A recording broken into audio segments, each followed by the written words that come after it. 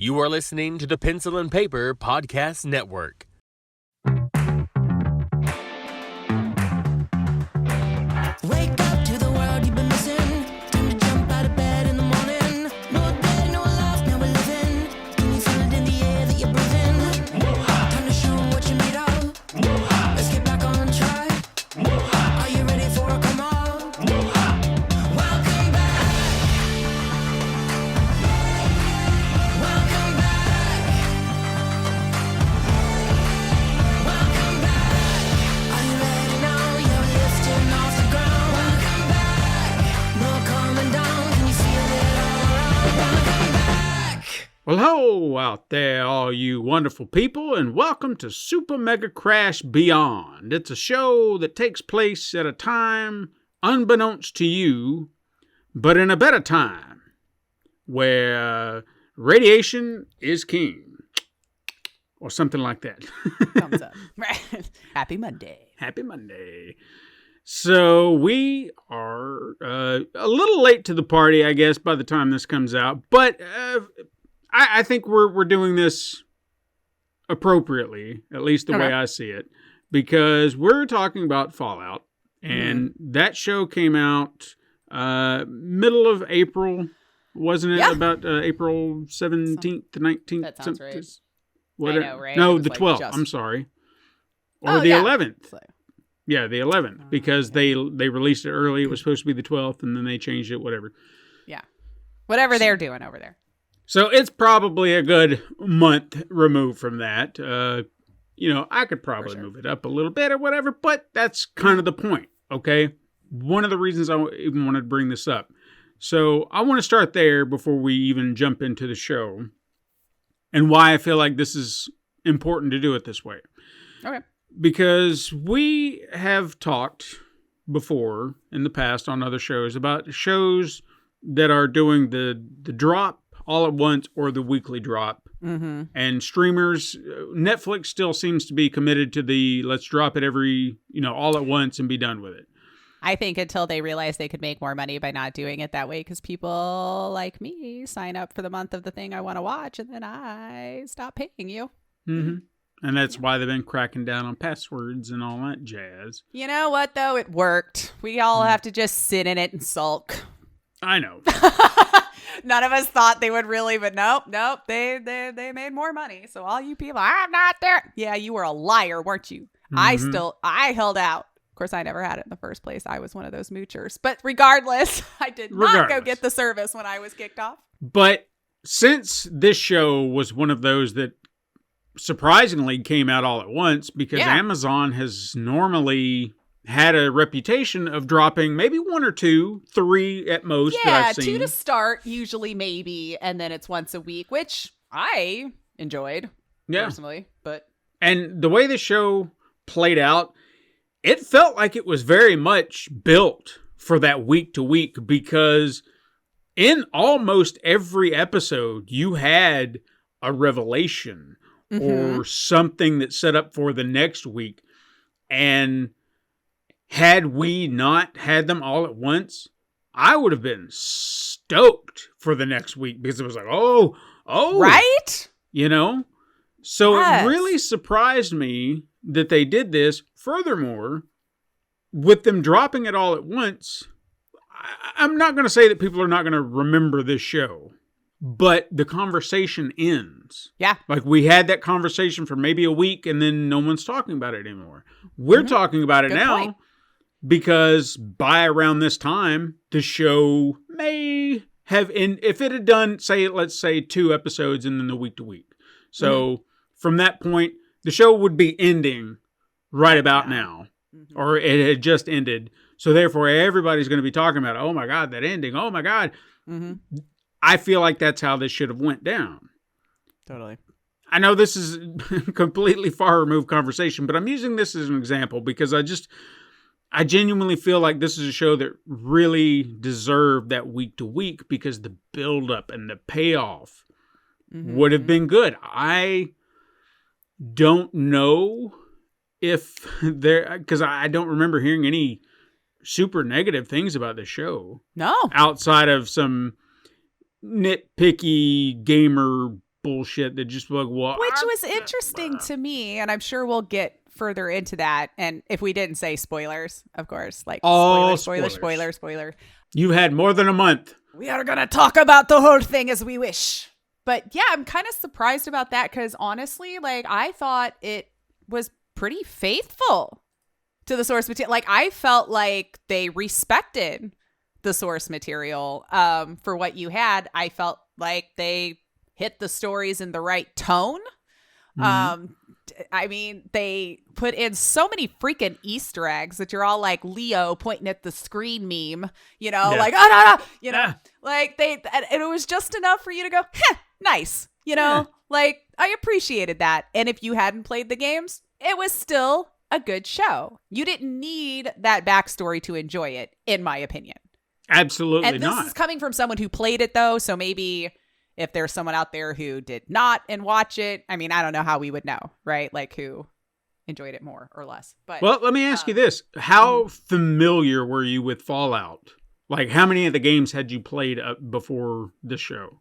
3 and 4 fully, most of 2, none of 1. Which I know is like before Bethesda even took over. Right. But you feel like you have kind of an intimate knowledge of it.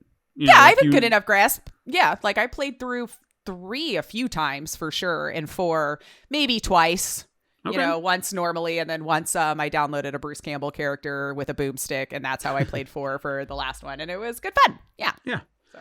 See, now, my only exposure to this whole world would have been Fallout 4. That's the only one that I've ever played, and...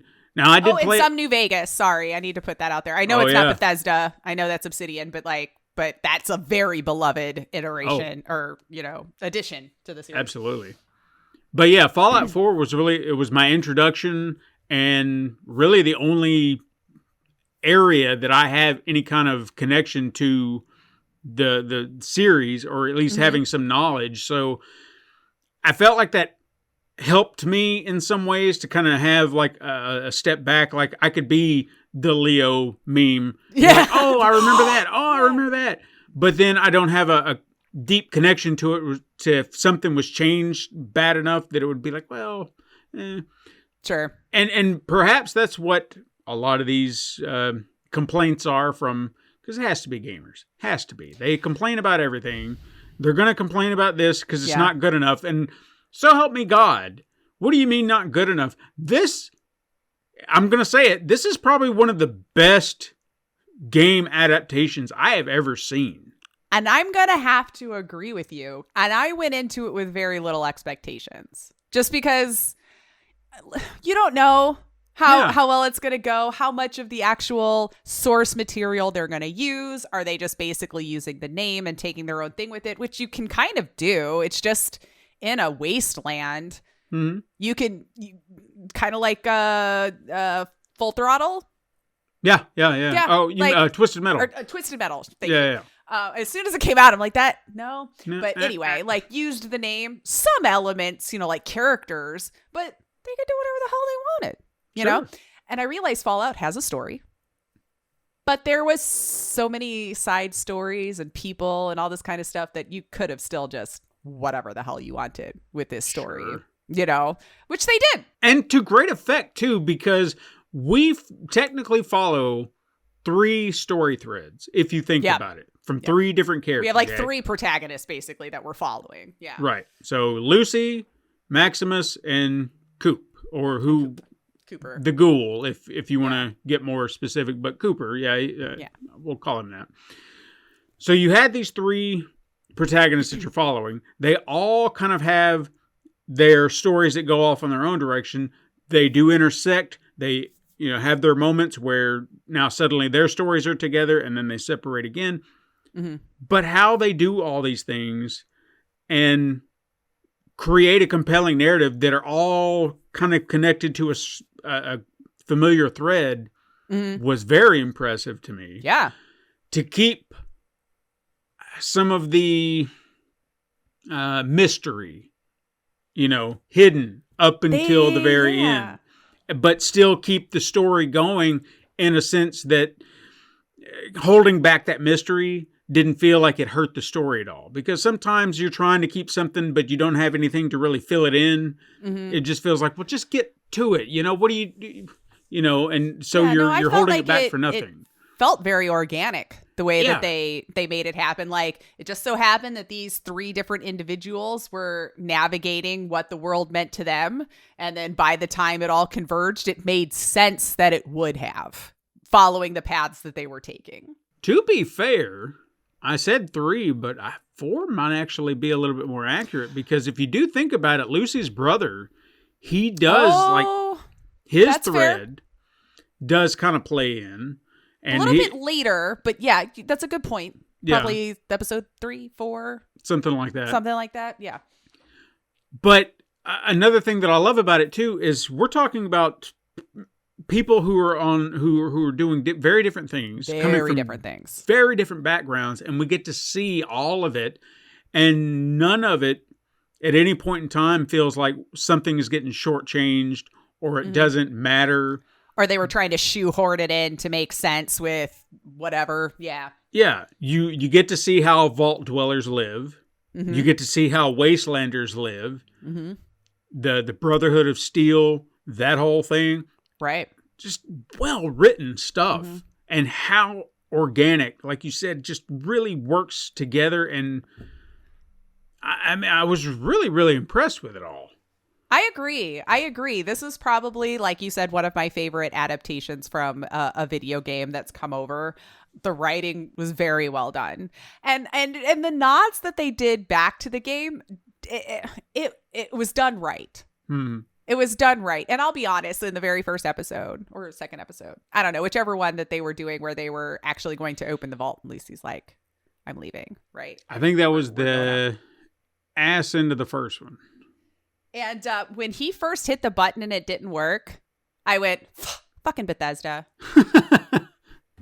But it was part of the whole, like, he didn't want her to actually go. But I was like, man, that would have been great to just leave it there for us. If you hadn't played the game or had no idea who Bethesda was, you probably would. But, like, you could break anything and just blame Bethesda and it would have worked.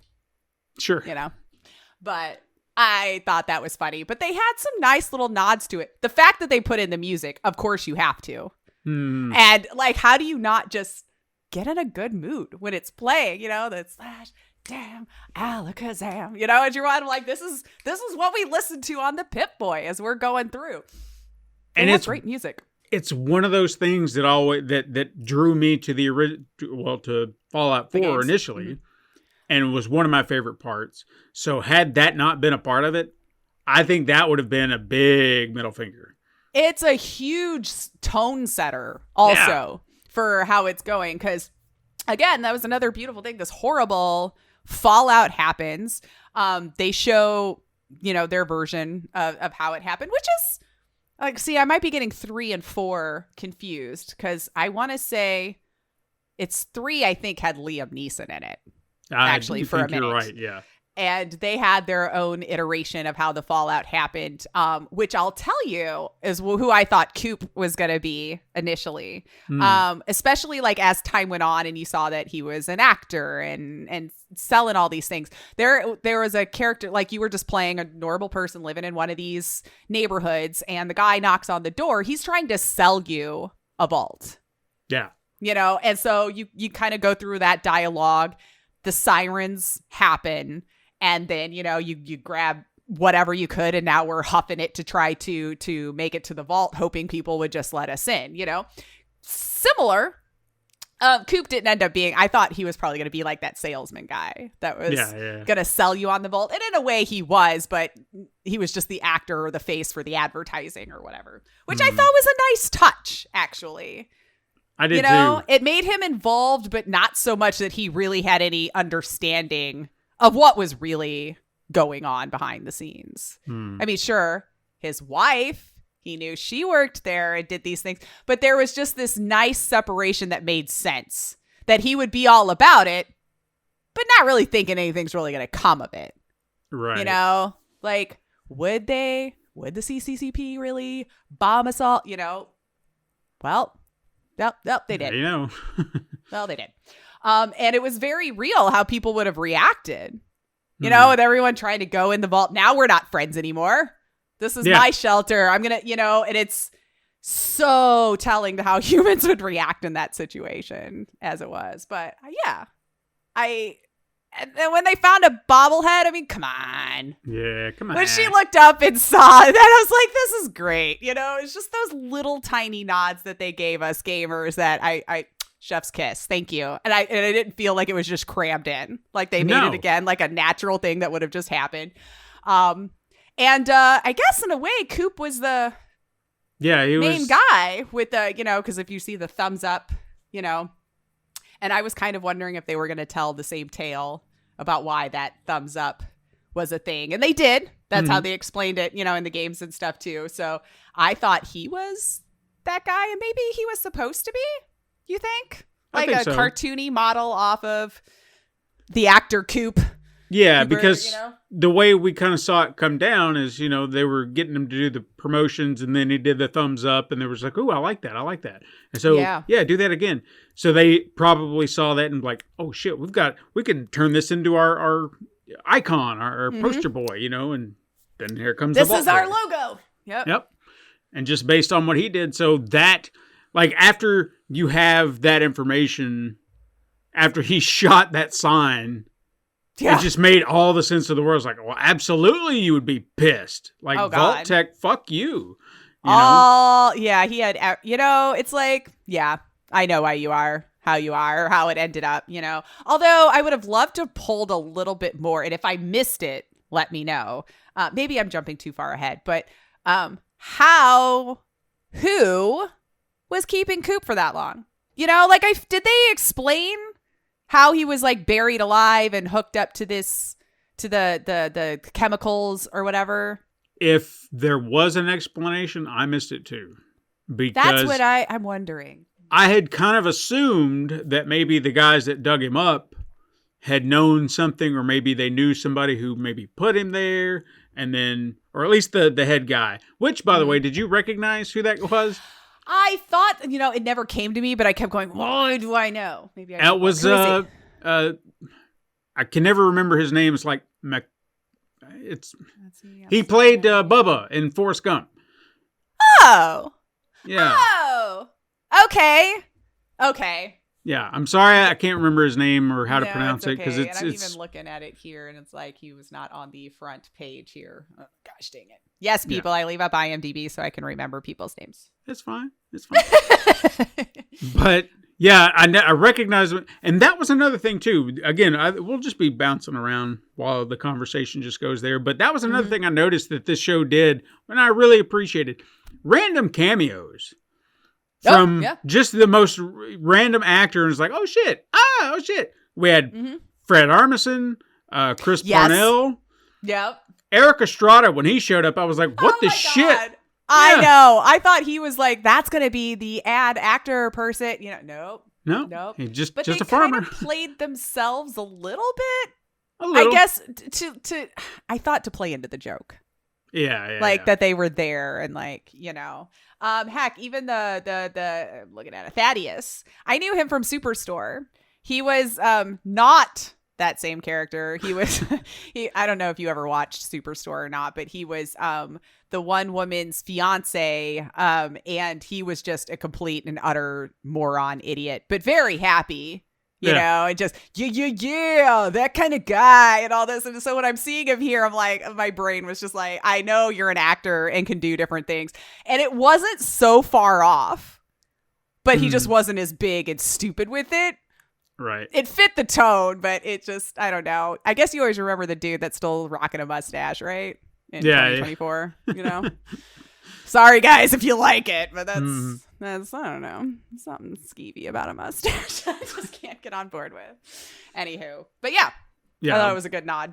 While we're on the subject of him, because I do want to bounce around to some of the other characters, I have thought this for many, many years, and I'm feeling like for whatever reason this was the moment, and I don't know why it was just this thing that became his moment, but Walton Goggins is a great actor, great character actor. Yes, he is. And I feel like he's never gotten his due until now. And I don't understand why, because he's been in so many great things. Yeah, like I feel like I don't hear him getting that same kind of respect for it. And maybe because he's more of a character actor, because honestly, all of the stuff that I think of hasn't really been a straight person. And I mean that in the sense like just normal dude acting in this world. It's always been some sort of bigger, I don't know, like even in The Righteous Gemstones. Yeah. Baby you Billy. know? Yeah. Baby Billy, come on now. And it's just he just knows how to personify these characters to such a degree that it's like you believe you're watching this person going through this thing, and it's such a ridiculous situation to even be in, but you buy it, and it's just Katrina said almost the exact same thing. She said, you know what is amazing about that man? Mm-hmm. She said, it's almost like every role he's given is perfect for him. Made for him, yes. Right. Like, and to that effect, maybe that he just finds a way to make it his own and he just commits to it 100%. And that is why I'm saying he is such a phenomenal actor that really doesn't feel like he has ever gotten his due. And now this is that big thing that is finally putting a light on him. Yeah, I guess maybe the stuff he's done hasn't been huge mainstream. Maybe I've maybe just happened not to catch him. Maybe, but go ahead. Sorry. Yeah, I hate that it's taken this. Again, it's a great project. I'm glad it was at least something. Mm-hmm. But he's been around for decades. He really has. And At it's this been point. amazing. And honestly, even when I saw the ads for it and that he was cast, my first instinct was like, of course he was. Of course that part is his. Like it just nobody else in my head even would come to mind after they showed Walter Goggins. And like, yeah, Walt was it. That is who you need. I don't want to dismiss the show at all. But if he had not been there in that ad, I may have just been like, I would have been a little wishy-washy. I'm sure I probably would have watched it, but you're right. He sold me on it. Exactly. It was just like, okay, that I would love to check out because I feel like it was that understanding. I know he's going to nail it, whatever it is that he's doing in the show. He's going to nail it. So I'm there for him. Yep. And then the rest of the show it got me on board by doing what it did right. So by creating the ambiance perfectly and everything. Yeah. So yeah, if you know Walton Goggins, then you know what we're talking about. If you don't, highly suggest looking him up. He's just a joy on screen every time he's cast. Even when he plays some of the scummiest, worst and people. And he does. Yeah, he has. And he does. I mean, Righteous Gemstones, that's not a good person.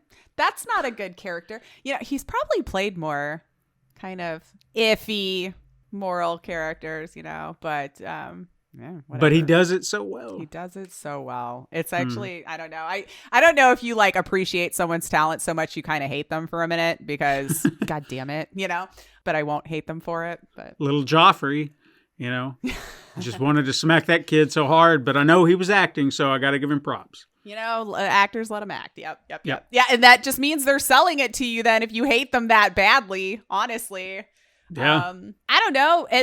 Yeah, let's talk about our protagonists here since we were talking about Walton Goggins there. I think Lucy was a wholly new character also for this. And I enjoyed what she brought to the table. I have to go look and see because it just felt like these people were fans of the source material or respected it.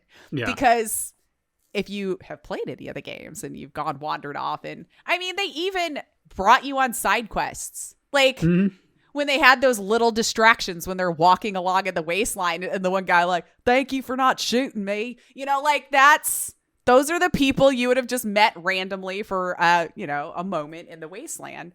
Her way that she approached Lucy and she's the sheltered vault woman. Mm-hmm. Like, they don't know what a real world even looks like. They think they're there to actually just procreate and refill if you play the games, you know, they think they're it.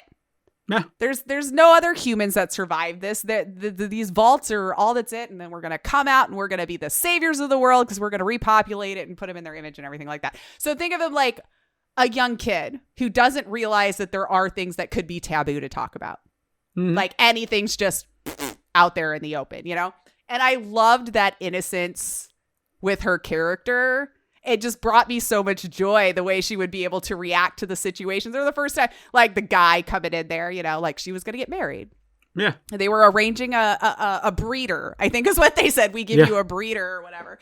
And so she's just like, he walks in there, takes off his pants, and she's like, okie dokie, and just like hops right on him like, this is like, Yeah. it was just the most perfect reaction and so in character that I did. I just very much enjoyed what she brought to the character of Lucy. And I know I'd seen her before, but once I looked her up, I really hadn't seen that much she was in. So apparently the first time I saw her like made an impression. And then this right here, I just adore her now for this character. Yellow Jackets was what I knew her from, but it was like a faint memory. Like I kept looking at her. I was like, I know her, but she looks familiar, but she also doesn't. It was the hair color too that was throwing me.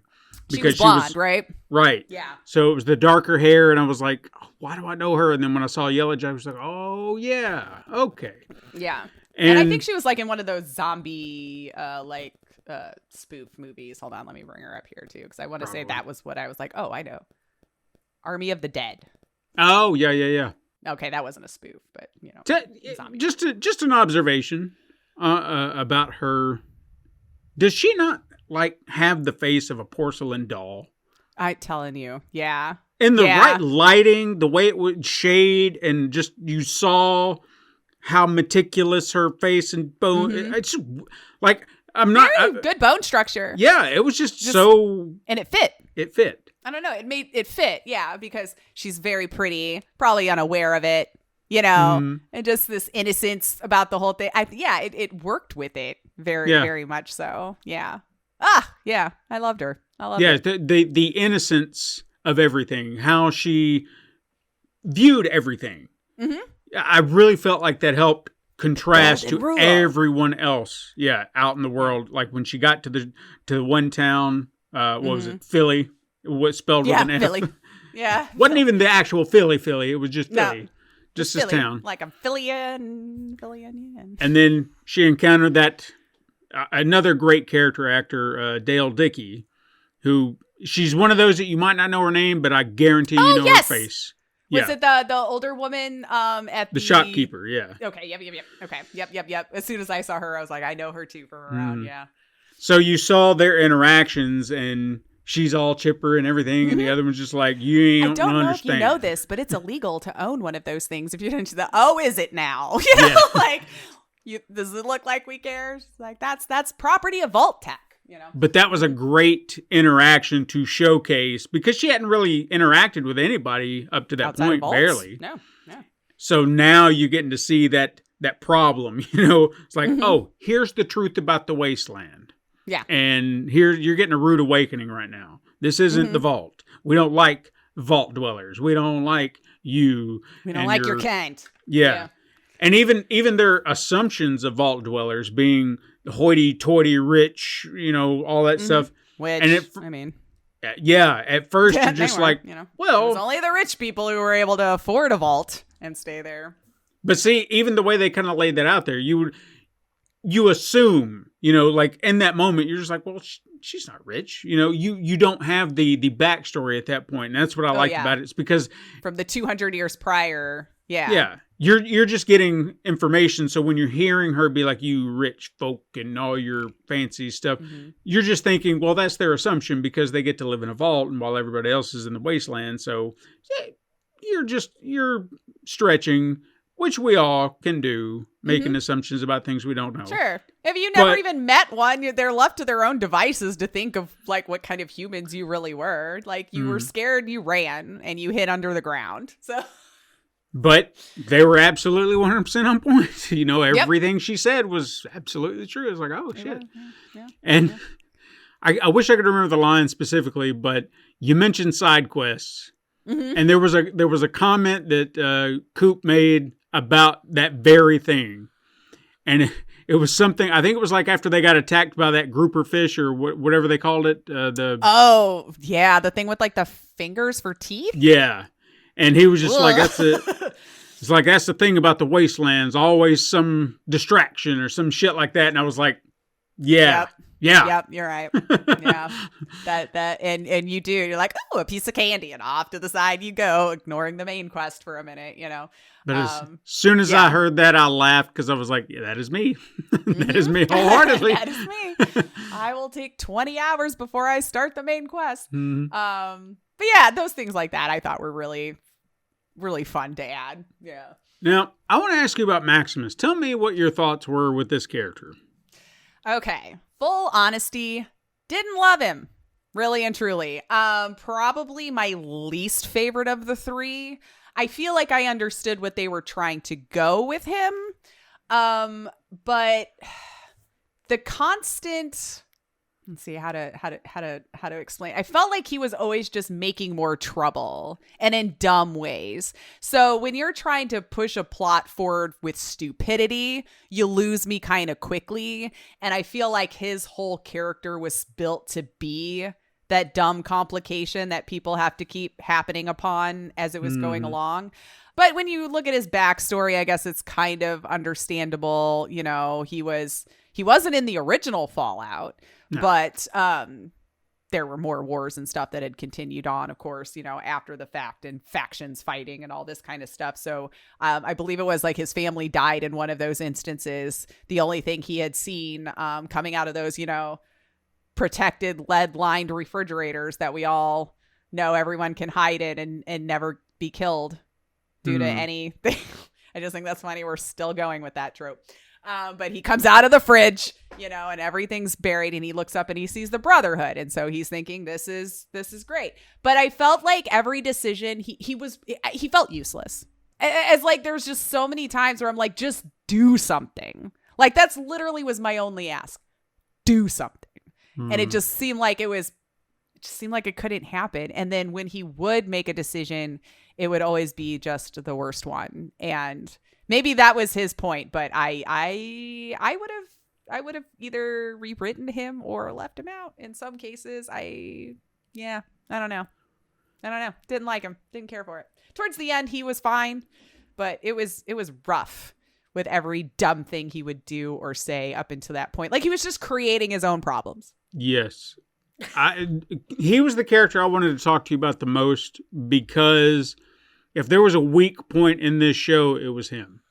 And I genuinely feel like it was because of the way he was written, because I feel like they written him a little slow too. Like, maybe that was supposed to be the point, you think? I don't know, because even at the end of the day, it's like they were trying to make us care about him, and I could not care about him at all. No. Because every decision he made seemed either, like you said, dumb. I felt selfish sometimes. Very selfish.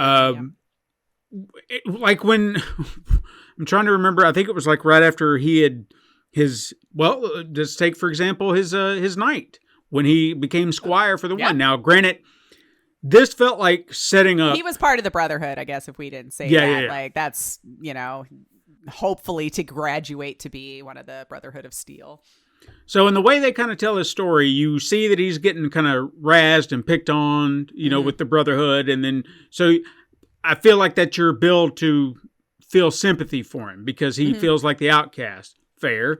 And then he gets all the crap work, and then there's that incident where his buddy, I can't remember their name, but they tried to put on their boot, and then I guess there was a razor blade in it. It was like a claw trap or something, that clamped around the ankle. Yeah, something. Yeah. There is some gore in it too. Oh yeah, very 100%. Much so. Yeah, that hurt me. That hurt me bad. So when that happened, they were implying that it might have been him. Yeah. So then you're left questioning. It's like, well, was it him or not? Because they never, I don't think they really specified it until like the very, very end, where the friend actually admitted. Did they say? Well, the friend admitted that they did it on purpose. Yeah. But why set that? Because throughout all that time, I was sitting there thinking, so he sabotaged his best friend to become a squire. Now, granted, he didn't, but I had that in my head the entire time.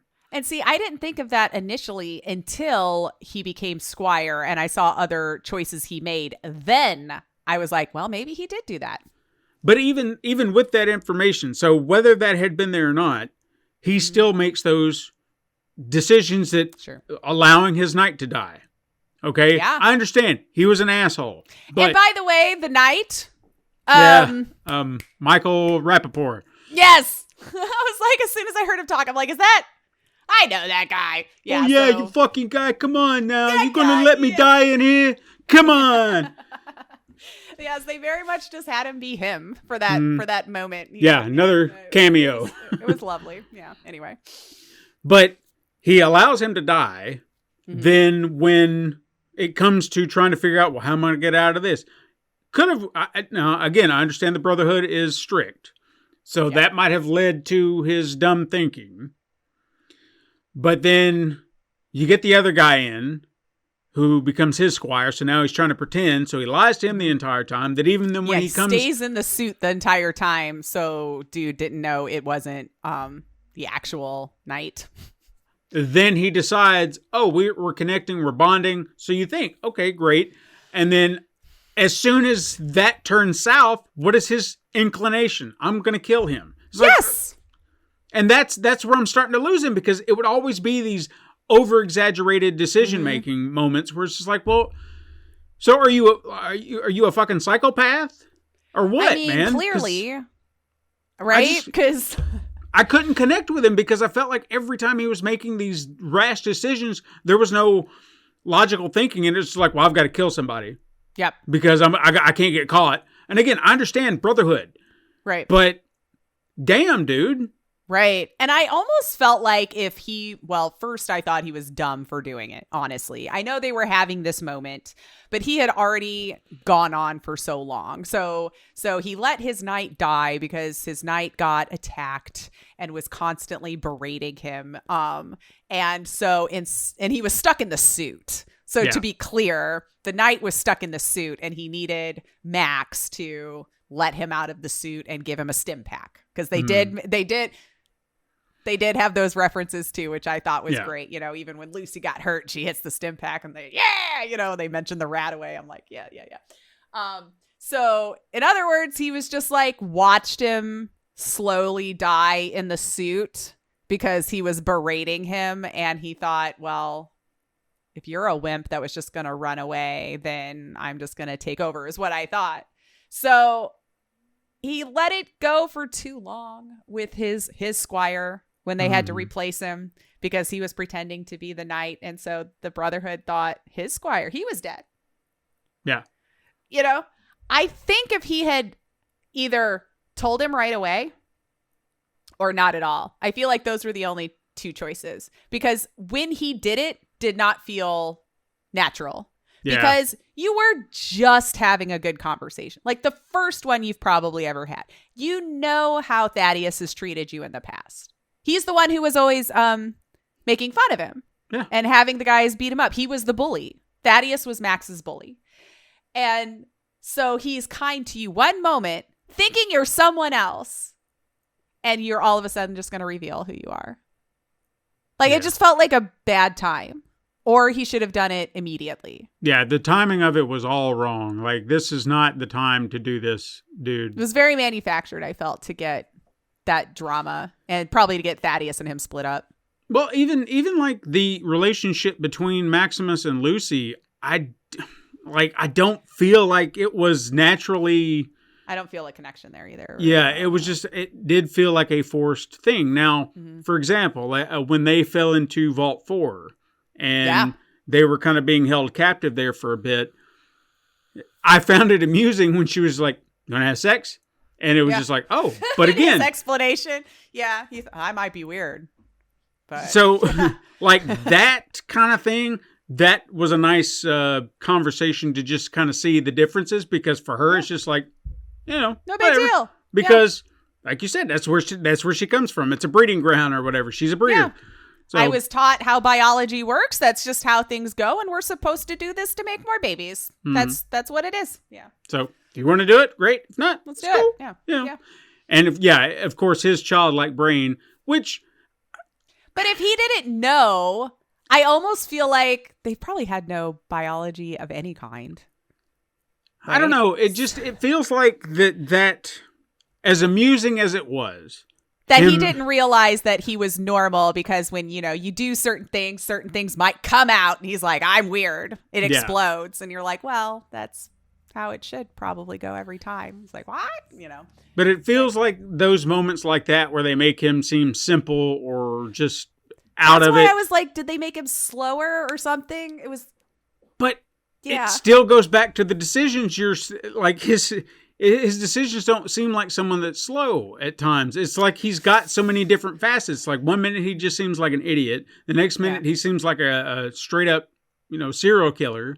Yeah. And it's just, he's all over the place. And I Yeah. don't feel like he had like a very cohesive character. Yeah. They didn't You pick a know? lane. Give him And like a true personality to follow. And that's why I felt like he was the weakest link of the entire story, because I couldn't connect with him. I did not feel for him at all. No. Like at any point in time, maybe at the beginning, but once everything just started to spiral, I was like, I don't really like this kid.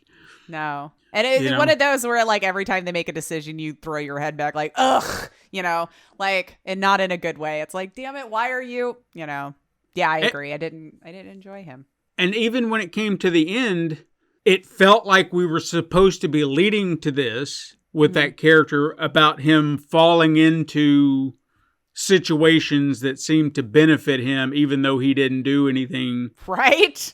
to get there. get So he anywhere. became he did become a knight, right? Like that was how Yeah. it ended. And he even said, nope. And they're just like, no, Maximus is it. So he didn't stop it. Did he protest? He was starting to, and then they just got louder. It's like, no, you're fine. Here's the new knight. And then he just Yeah. went with it. And it was like, Yeah. well, see, dude, there you go. You're just making another piss poor moment. decision. So I Yeah. if It felt if- very sloppy. if somebody else can explain it to me in a way that maybe I missed some nuance to the character, I'm all ears. But I just feel like he is the weakest, most I think we get it done without uninteresting. him. Yeah. I understand. I appreciate the connection with the Brotherhood, and I felt like there were elements to his character that kind of helped move the story along. That might be all it was. But Some people are cast to be the link that'll move some things together. Usually they're day players. They're like the one guy who runs on screen and be like, they're coming, and then run off, just the person to, this is what's happening, moving along. Yeah, I mean, I guess he had a couple of moments that were fine, like those moments where he was in the vault and starting Yeah. to enjoy what life could be like or whatever. Is like that felt a little endearing and all this stuff, But yeah, for the most part, it just seemed like it was a very selfish motivations for everything, and it is what it is, So was Coops, Yeah. But for some reason, well, not for some reason, they gave him a better backstory to understand better why he turned out the way that he did, Yeah. And they gave us Max's backstory too, which is sad, but it's not Cooper's sad. no. It's not even close, This man's been around for 200 years as a ghoul. Bad things happen to his family because of the fallout. And when you find out that his wife was a driving factor to the bombs dropping so they could sell vaults, Yeah. that might do something to your brain. I don't know, to find out you're married to like evil incarnate, for profit. I wasn't sure if it was going to go that route, at first. But the more it was starting to push, and she was always pushing back on not wanting to go against Vault-Tec. Because at one point, on one hand, you could be like, well, she's got a good job. She's worried about sacrificing it. But when the push just kept coming and coming, and she just did not seem like she wanted to hear it, then you're like, well, you're part of this cog, aren't you?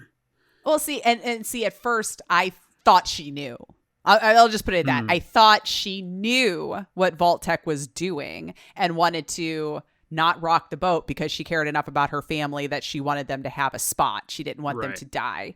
But then when you find out it was her suggestion to bomb everything, and his brain kind of got worked a little bit though with other people. Like, you need to pay attention to your wife. You need to do this. And actually, what was it? They hacked her Pip-Boy so Yeah. he could listen in on her conversations. And then he happened to hear her in the board meeting say just that, you know? And they had a daughter, which did we even hear anymore? That's what I was going to ask, because they never really, they never explained, or at least I don't remember hearing what happened to the daughter. However, when we got that revelation at the ass end of the season finale Yeah. with the cryostasis chamber. Oh, yeah. I almost forgot That- about that. Now, was that not a plot point in one of the games? Because I remember it was like You how wake 4, up in one. Yeah, 4 started that way. I remember that. I think that is 4, yeah. Where you wake up in one, you see your wife get killed Yeah. from something waking up or whatever in her chamber. And yeah, another Yes. heartbreaking moment. There's nothing fun about the wasteland. Nothing. But when I saw that, I was like, oh, shit. It's like it reignited because I'd forgotten about that. It was like, oh, that's the thing. And that explains so much, because we haven't even talked about Norm, you know, No. Lucy's brother, and the revelations he found out about the vaults, because they're no better. Nope. You Nope. know? I mean, once you find out that they're basically, well, not basically, they're the ones who initiated this war, again, for profit. And what's sad is I could see that for real Oh, absolutely. being a thing. Just with how evil you see corporations are now. If you could ensure the monopoly of life, you're it, baby. You're the lifeline. Vault-Tec is all you got for anything you need. I could see evil mustachioed men twisting their little, you know, and pushing it through. And then they go to cryo sleep so they can live forever, because rich people never want to die. And they don't, for some reason. They live to like 100. I can't remember the character name, but it was that one Vault-Tec CEO. It was the one that was actually eventually started working side by side with his wife when Oh, yeah. that whole thing came down. When you started hearing him talk, all that corporate jargon about like, what can we do to just get that last, you know, living? That's what we got to do. That's the bottom line. No one's got the dollar on that, but we got it figured out. We're going to figure it out. And it's just all that gaming, the gaming industry. When we hear all this, the rhetoric that they like to spend on, well, this is why we decided to charge you for X amount of dollars for this loot box. It's because You should be tipping us. Tipping is what us. I just heard. quadruple A games or whatever Yeah, new yeah, term yeah. they've come out. But you love the game so much. Don't you just want to give more than $70? Don't you, though? Don't you want to do that to the developers like they're going to see it? Sure, right. Says the publisher. Yeah. Says, yeah.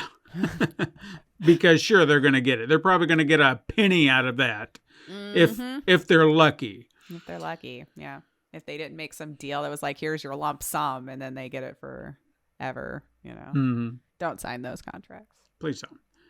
But yeah, that whole But yeah, revelation But with about Norm, yeah, that's a good point, because that was what we were saying was like what the fourth, I guess, kind of protagonist, because I don't even think we said, but if you watched it, you probably did if you stuck around because of spoilers. But you know, Lucy's father was taken in like the first episode, which is what drove her to go into the wasteland to, you know, go look for her dad, which left Norm in the vault. So that's her brother. So he's uncovering the vault mysteries while she's out trying to save dad. And I enjoyed the slow burn of it. Yeah. You know, like I want to say it started maybe early on, 3 episodes in of his suspicion, because they got raided. They thought it was these 3 vaults are connected, and you know, something crazy. You know, what was it? If in doubt, 30. What was the slogan for like their leaders always seem to come from 31 or something like that. Damn, I forgot the little slogan. It rhymes with 31. Yeah. You know what they say? When things look glum, vote for somebody from Vault 31. Anyway, It doesn't we'll matter. probably think of it after we stop recording.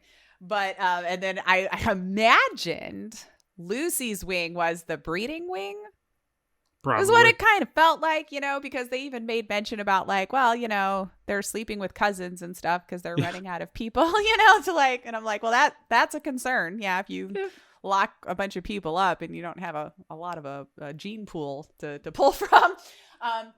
So that was that mystery. Somehow a bunch of raiders got into 32 and she thought it was 32, which is why she was going to marry said raider.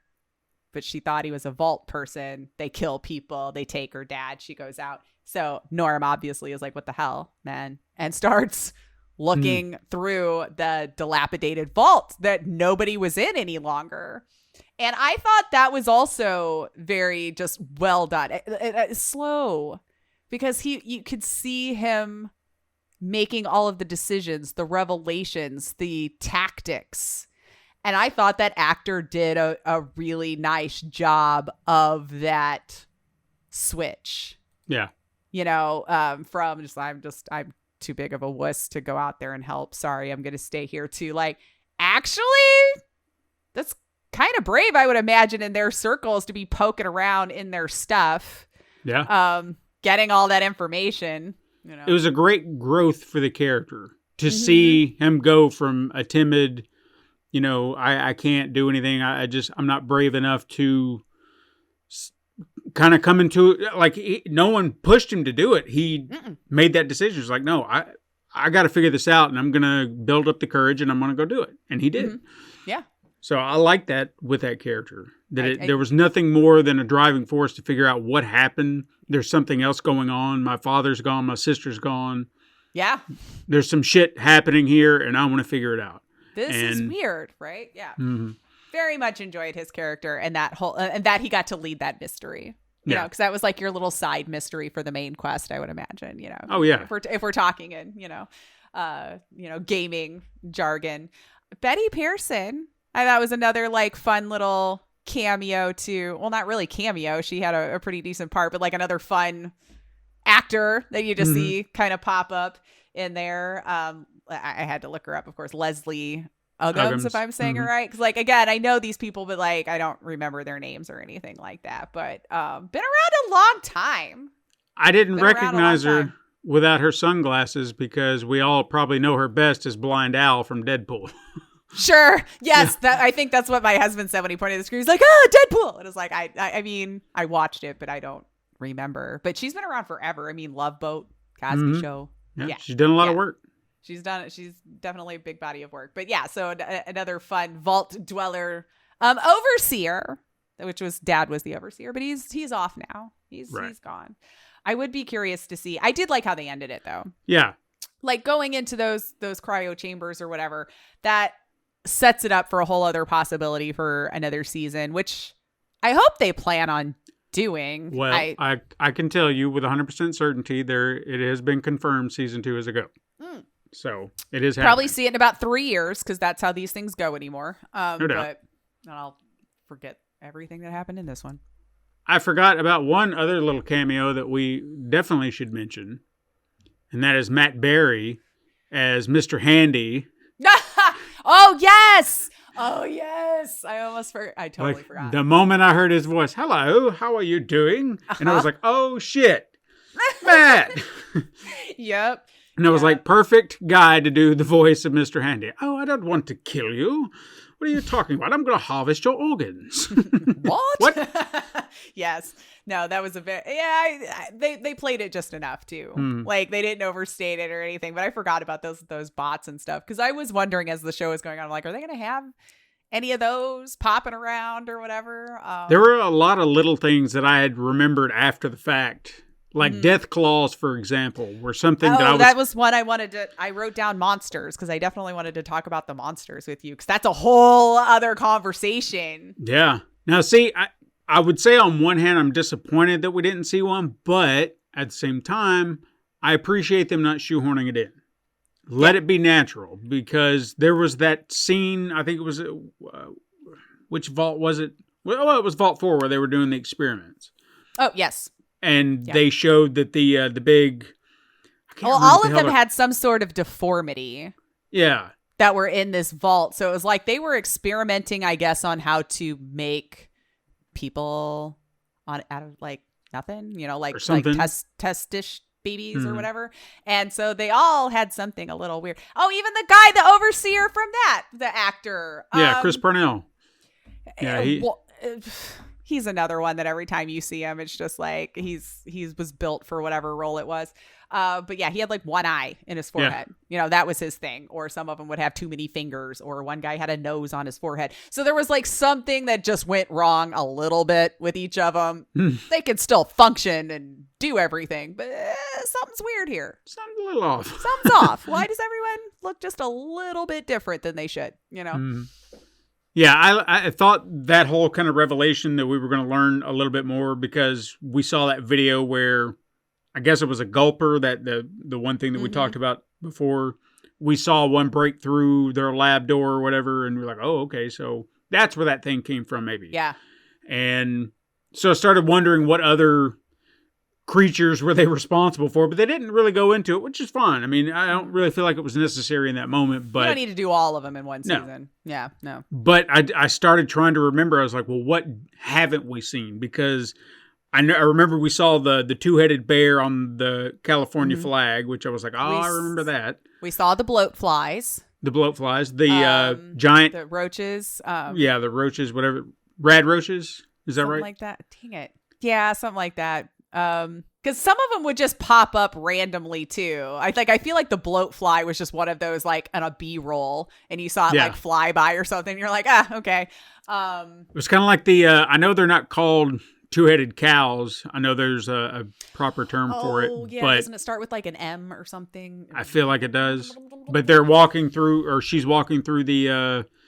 Was it the town? I think was it. Yes, Philly? because I think that town was in the game. Was it? And I now? felt like it was almost like shot for shot. And I'm trying to remember who was 3 or 4. But that little town that they go into where she meets the woman and where the ghoul eventually shows up or whatever with the doctor, because that was the whole other side quest here. Well, main quest-ish? I don't know. Where there's this doctor that everybody was after, and they had like a big bounty on his head. Whoever could bring him to Moldaver, you know, got whatever prize that they were going to give for him.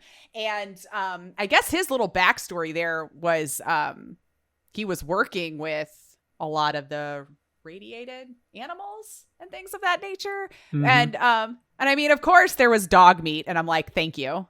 Yeah. Thank you. Like, of course, after everything I've seen, you need dog meat here. So that was his German Shepherd. Mm-hmm. And he had inserted something in his neck, you know, so you start to learn that it was probably that thing that people really wanted, but maybe they didn't know it was in his head, you know, like whatever they had set up there for that. But I swear to you that looked almost identical to one of the cities you would come up in one of them. I can't remember which one. Brahmin was the name of the cow. Brahmin. I knew, yeah, there was something. I kept going to a bee, but I was like, bee what? What would be a bee for a cow? Brahmin. Okay. Brahmin. Yeah. So trying to think of what. And whatever that was that actually got the knight, I thought that maybe was supposed to be a death claw, but it What was didn't. a bear? Well, Yeah. Well, when I first saw it, I was like, is that what they're going to make the death claws? But then when they said some sort of bear or whatever, I was like, oh, okay, good. Because it didn't really look like a death claw. mm-hmm. But again, you can do whatever you want. Yeah, I thought the same thing too. I thought that was going to be something like that, but I thought for sure we would come across a death claw because that's one of the bigger problem children throughout the wasteland, that and radiation. But hanging on to it as a, you know, come to that. We want to build to that. And I appreciate that. I'm glad we are getting another season, so there's a better chance that we'll get to see it. But as much as I did want to see it, I am glad that they didn't just shoehorn it in. Like, you genuinely find a spot because they need to be that big threat. Yeah. So when you encounter one, it's like, oh, shit. And it better be nasty and huge. You know, like I could see them maybe teasing you with a baby deathclaw. Yeah. And then, you know, as you walk in, you're like, oh, shit. As like the bigger deathclaw just keeps standing up behind the baby, you know, over like, ah. So the bear, I'm looking this stuff up by the way as we're no, talking bear. about it, so I I have to can do that kind all of the keep time. track. So the bear, and this, like I remember this name, Yao Guai, is what they were Oh, kind of. yeah, because I kept going Mogwai to annoy my husband. Yao Guai. Mogwai. So that seems to be because this looks like Maybe a that's like a it. hairless bear. Okay. So that has That's to be basically it. what that was. Yeah. Yeah. So And I still think the big thing in the water is a wholly new to the show because I'm racking my brain and I can't. well see I forget a lot. the gulper is what they called it, and when I looked it up, Is it in there? Well, it looks like it, but not like that. You know what I mean? It's Yeah. almost like they said, all right, well, let's take the basic outline of what this thing is and really dress it up. Okay. Because So maybe they made it their own. Okay. Because, yeah, I didn't remember anything with a bunch of fingers as its teeth. Like when they zoomed in on its mouth, I was like, how Yeah. would something like that just wholly and then when you start to learn about the experiments, as you were saying in Vault 4, oh, so it wasn't supposed to go that way. It just went really poorly for whatever they were trying to make. Maybe. It's not even close to a human, like that one went really south. Yeah, I'm trying to remember whichever one was in there because that one seemed to be the big baddie for a See, bit. Did they even touch on mutants for that matter? Because I don't remember Well- seeing any at all, really. I felt like there was an allusion to one, maybe. Like they were just like, well, there's kind of people out there that kind of. But maybe I'm mistaken. No, I don't remember that either. They did do a little bit of like feral ghoul backstory, which I found kind of interesting. And I know that's in the game too, that they need that stuff to keep from turning feral or whatever. So when they came across, one that was turning, it was almost heartbreaking to watch. Like they did it well enough where it was like you gave him humanity and was watching him struggle to not become a feral ghoul. And that actor, I think, did a really good job. And of course, I'm sure there was tons of effects and stuff. So like when he was growling and stuff to make that sound like that. But that's the only one I remember seeing a little bit of a backstory on. However, it still didn't explain why Coop's been around forever and was buried with that stuff. Do you think it was the Minutemen? Because when the guy approached that, sorry, I'm jumping way back to when Coop was buried and they unburied him. He was in a coffin. There was like IV drips of radiation or something going into the coffin. Mm-hmm. The guy that approached with the cowboy hat, did he not? At first, I thought it was the dude you meet as the Minuteman in like pretty early on, and I might be getting 3 and 4 confused also again. Could be. But you come up to like there's a big building, and you come in there, and there's the guy with the cowboy hat and his whole league of people that were in there. Where there was a bunch of like mannequins strewn about and things like that. Maybe that was 3 if you're looking confused, because he looked exactly like that character in the game to me with the cowboy hat and the coat and everything that he had on. Yeah. So that I was wondering maybe if it was them. I mean, it's possible. I wouldn't say impossible because they never specified who they were or where they were coming from other than they were looking for him specifically Right. Yeah. for a job. And It didn't work for them. no, just didn't Didn't work for them. out. No. I was trying to find that other, the gulper. Okay. So looking Maybe I at should look. any of these, none of them look like the one in there. Like Okay, I said, that's they look fair if you want to make your own. similar, but they Oh, kind of yeah. gave Gulper their own root. flair. Like what are those like little gulpers. fish that have the Like little antenna coming off of them? Oh, yeah. People I don't think know. they're so cute. They're albino something or others. Cute fish, huh? I know what the hell I'm talking about. I just don't know. They have a very unique name. God damn it, I can't remember what the hell they are. I know, we're the worst. But yeah, so this is it. Yeah, they definitely, I guess maybe close to a scorched gulper. However, we're in water. So maybe a little hodgepodge of the two. Man, I should have brought that up because there wasn't a whole lot of monsters. You're right. An axolot. Look that up. AXOLOTL. An axolot. That's what the gulper looked like. Or at least reminiscent of one. Oh, okay. Yeah, I have seen those. Yeah. Axolotl. Axolotl. Yeah, sure. That thing. Okay, yeah, I have seen people be like, oh, those are cute. Yeah, but this is not cute. No. It Finger is mouth. not cute. Like, that is just... That is that creeped me out so hard because I'm like, what is it going to do? Like, it's not going to chew you. Is it just... My mind went to bad places. Like, no, that's a very weird way to get swallowed. Trying to think if there's anything else we've missed that we wanted to touch on with this, because we bounced around a lot. As we do. I tried to stay focused. No, I think it was fine because I wanted everything to just kind of flow as we were talking As about we it, and I do. didn't really want to be like, well, we can't talk about that yet. It's just, Right, I mean, whatever. I mean, as it goes through. Yeah, I don't know. Outside from like with the ending, I would be curious where they pick it back up because after all was said and done, we find out the thing that was inside the doctor's head was power, basically infinite power. A cold fusion, is that what they said? Cold fusion reaction. So, it just gets hooked up right as basically everyone who protected it dies.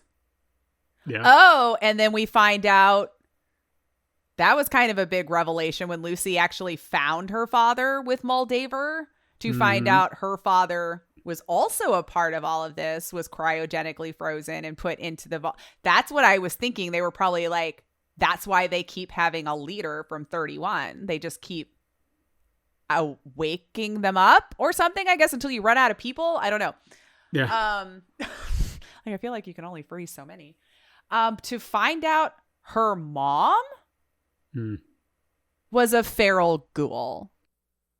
And as feral as it gets, like nonverbal, nothing. And what do you do with that information? You live in a vault. You went through the wasteland for the first time, went through all of these horrors to find your dad. To find out you probably should have just left him. But would her going through all of this and not getting involved could have changed some things? Maybe her involvement did do some things. I mean, for example, let's take a look at Coop. Maybe he's warmed up a little bit. Maybe he's not, because you understand why she did him a huge solid. Yeah, I mean, you think about the situation he's been in the whole time. Yeah, you understand why he could be a little bit bitter, but sure. Maybe he's warming up. He's not a bad guy, and I liked how they did that with his character too. Is even when he did something like really, really terrible, and you're like, all right, I don't know if I can be on his side. Right. Then you see him have compassion, and then you're just like, all right, well, I see where he was at in the moment. Yeah. Was trying to peek back through. I don't know. I do hope they flesh that out more. But of course, we both said how much we love Walter Goggins and his character. So I'm all about, giving us more of him.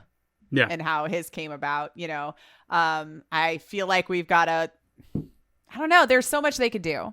There's so many other factions that are still out in the world that they could come across, like the Minutemen being one of them. I knew the Brotherhood of Steel would be the main attraction because that's, on the front of basically all of the games is that helmet. I don't know if you heard this or not. So as far as timelines go, I've heard that this is supposed to, like, timeline wise to the games, this is like 10 years after Fallout 4. Oh, so okay. If you wanted to try and connect some canon, they said, I think you had like 3 endings to Fallout 4. Yep. Get my numbers mixed up here. I think the third had a couple different endings too, but. And they said, so seeing as how the big warship that the Brotherhood had in 4 is still intact, we can assume that 2 out of the 3 endings are the canon ending whereas one where it actually was destroyed would be out the window. So like Sure. that did In not a different happen. multiverse. Right. So I found that to be kind of interesting. So maybe they would drop other little clues or things in there to kind of give you an idea of where the narrative ended from other games, where you'd be like, well, which ending was it? So now you just little hint. Doesn't have to be Yeah. like bluntly explained like, no, it's this ending.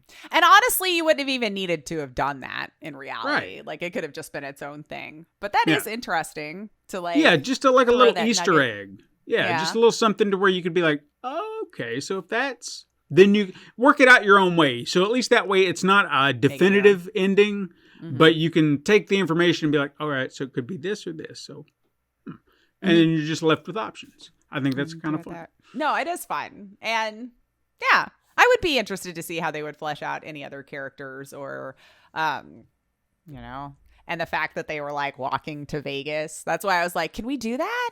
Bethesda doesn't own that. I was curious about that too. Yeah. How's that going to go mean- down?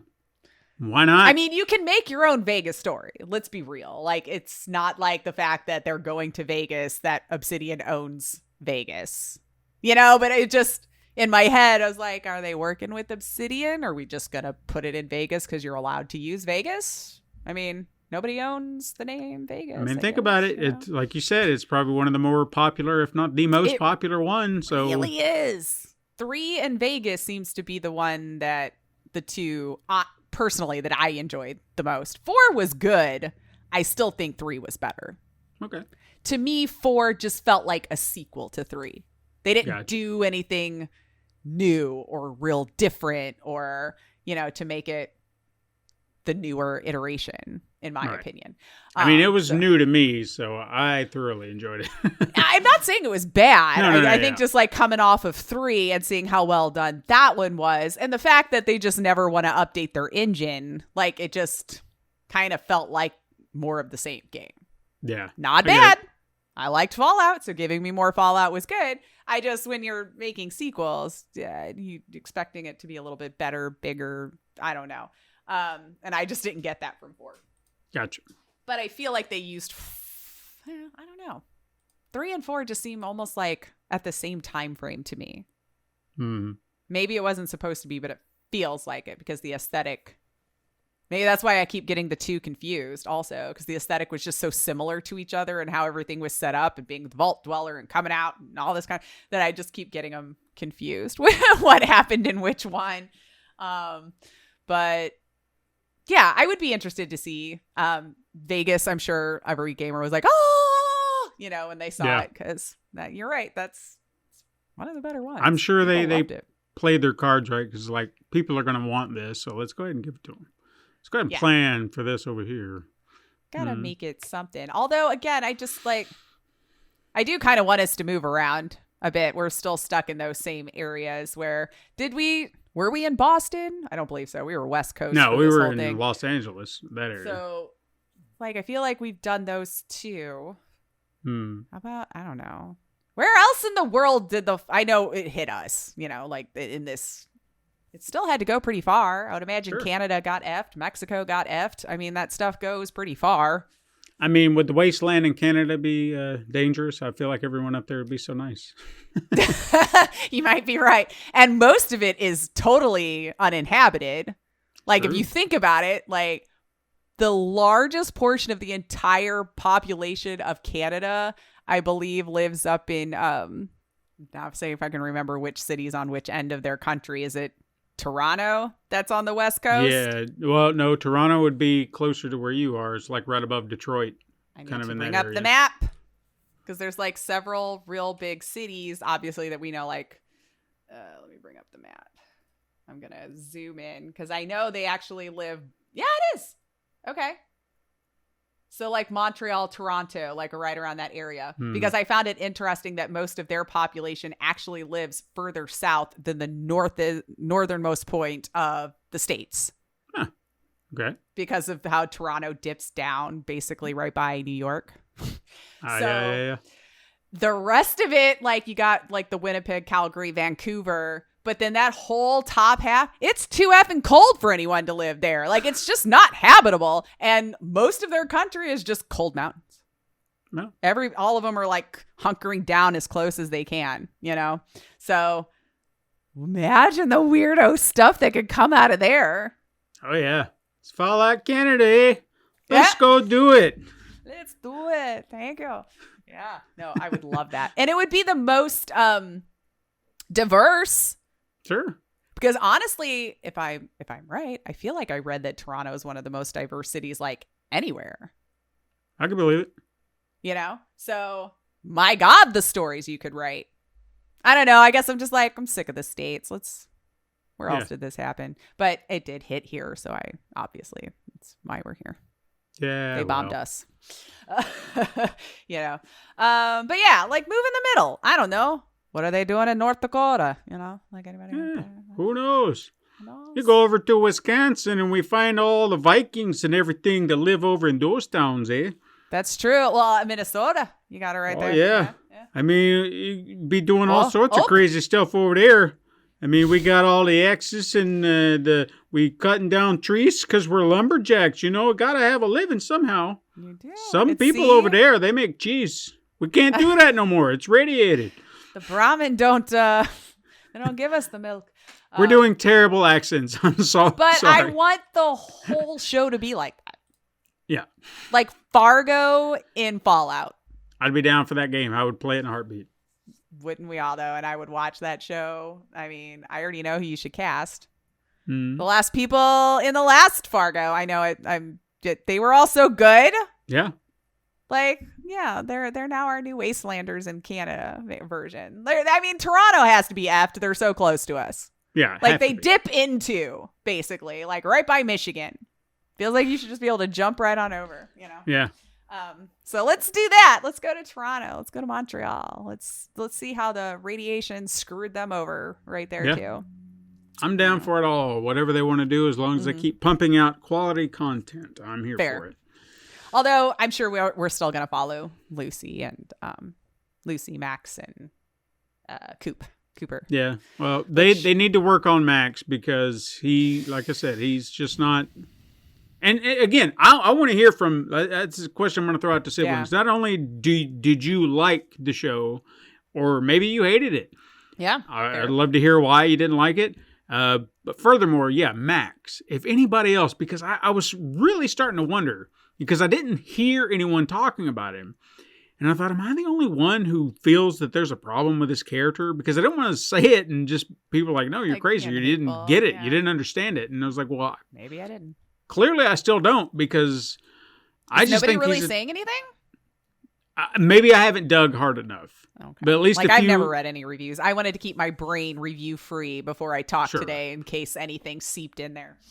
But no, there was at least one review that I read that said nothing about it. And I even went back and looked and I was like, they glossed him over. Like, didn't say nothing about him, didn't say anything bad or good.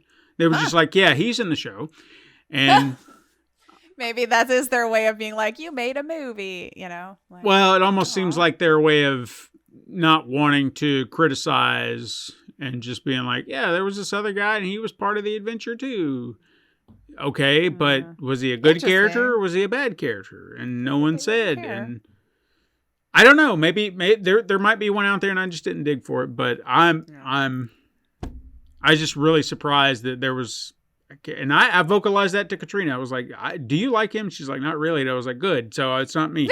Good. No, I didn't. I definitely, the Hubs and I got annoyed by him quite a bit. And if I get annoyed to the point where I'm almost willing to like skip your storyline, and I do that in certain TV series, like if there's 2 or 3 protagonists where I just don't care and you're boring, I'll fast forward you until I get to the one that I want to watch. And that's Maybe fair. I missed some things, but like not willing to sit through all this crap anymore if it's boring. Sorry, Yellow Jackets. I skipped a lot. I get it. There was only like 2 characters that I found interesting, even a small amount, you know? So that season was a very quick one for me. I watched that's when they fair. were on the island and then the other 2 characters, and that was the only thing interesting. I don't know what they did in 2 though. But yeah, I can't really think of anything else. I thought the music, of course, nailed it. I did kind of, I thought it was a nice touch that the ending at the end of every episode was a different type of B-roll Yeah. zooming out on the area that they had just encountered. So as they're moving through, whatever new city, town that they hit, it was a completely different, I guess, a drone shot. I don't even know what you would call that shot. I know it was all digitally made, but where it was just kind of like, yeah. And it didn't occur to me at first either. And it suddenly hit one time, and I don't remember which one, but I did notice. I was like, oh, wait, that's different. It's not the same thing. So then I started watching them because I was like, I just thought they were doing the same shit over them. I was like, I've seen this. Right. And I would have done that too, I think, except I don't know. I feel like we noticed the color was different on one of them. And then I want to even say like the beginning Fallout or whatever was a little different depending on how it started too. Because I want to say like it got blood all over it or it broke like glass or so like little things like that I thought was just nice. Yeah, that's why I think whoever did this, the people involved, they respected the source material and it showed. I thought the aesthetic was nailed. I thought the tone of like how the people reacted in the world was on point. Other than Max, I know that's sad to say, I enjoyed most of all of it. I mean, showrunner, if we can give credit where credit is due, Jonathan Nolan, Christopher Nolan's brother. Oh, okay. Dark Knight, So they're both very Westworld. talented. You take a look at his filmography as far as things he's written. These are highly regarded materials. So This is a man who can not only write a good story, but understands the material well enough to be like, yeah, I can adapt this and make it work. Hopefully he played them. Maybe he's not a gamer. Maybe he watched. I mean, these day and age on the internet, you could just be like Fallout, whatever. And I'm sure somebody has made a super edit of all of the cutscenes or whatever put together and you could just watch it like a movie without having to play it. But it just, I was curious about that with like Lucy too, the actress who played her. Cause it just seemed like, I don't know, it was all very well done with keeping in the tone of the game. That happy-go-lucky, everything sucks. Yeah. This sucks, but we're going to try to push on, because I always thought that was kind of an interesting concept because it's kind of like if Fallout happened in the 50s. I know it was supposed to be like way far in the future, but just the aesthetic that they chose for everything and the music and the games and everything to me made it feel like we just kind of stopped in the 50s. Right. I get that. Which was a fun way to take it. But yeah, I don't know. All in all, I did enjoy it. Max was probably my least favorite. But I think everything else was very well done. I thought it was a very good adaptation from a video game and I'm happy to continue. Hopefully it won't be 3 years from now, but hopefully next year we'll get another season. Yep. Fingers crossed. They've already got the green light and hopefully April, May of next year, we'll hear season 2 and it'll be coming to our eye holes. So yeah. And maybe you'll go back to weekly. That would be nice. But I wonder what the choice was on that one this time. I don't know. I was really curious about that too. There's a part of me that thinks that maybe they didn't have enough faith in it. And the audience proved them wrong, boy. Did they ever. God, right? So. Yeah. No, it was well done. Every once in a while, Amazon, their stuff, they hit it, you know? So I feel like whoever they've got grabbing some shows up or doing pretty good. I mean, I got The Boys and all of that, so I don't know. Keep it up and stay true to the material the way you've been. And I think you'll have a really good series for a while if you want it. Yep. So siblings, what did you think of Fallout? What are your likes, dislikes, all your opinions? Let us know at Super Mega Crash on any social media platform. Send us an email if you want, supermegacrash@gmail.com. Patreon, you can throw us $1 or $2 if you wish. 5-star review on that favorite podcasting app of your choice. And keep up with any and all things over at pencilpaperproductions.com. Super Mega Crash. Links are in the show notes. Join us again next week, siblings. But until then, stay out of the fallout and go beyond your limits. Crawl out through the fallout, baby, when they drop that bomb. Crawl out through the fallout with the greatest of aplomb. When your white count's getting higher, hurry, don't delay. I'll hold you close and kiss those radiation burns away. This has been a Pencil and Paper Podcast Network production.